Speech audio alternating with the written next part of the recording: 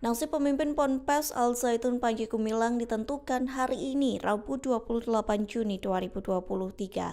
Bahkan nasib Panji Gumilang disampaikan langsung oleh Menko Polhukam Mahfud MD. Adapun nasib tersebut ditentukan seusai Panji Gumilang menyerahkan klarifikasi tertulis kepada tim investigasi. Diketahui sebelumnya Panji Gumilang telah bertemu dengan tim investigasi bentukan Gubernur Jawa Barat di Gedung Sate pada Jumat 23 Juni silam. Namun pertemuan itu tidak memberikan hasil konkret, pasalnya Panji tidak melakukan klarifikasi adanya dugaan aliran sesat Ponpes Al Zaitun.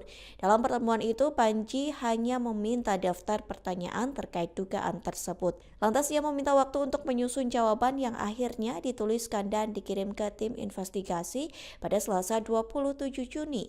Klarifikasi tertulis Panji itu pun telah diserahkan ke Mahfud MD. Hal tersebut disampaikan oleh Kepala Badan Kesbangpol Pemprov Jabar yakni Lip Hidayat.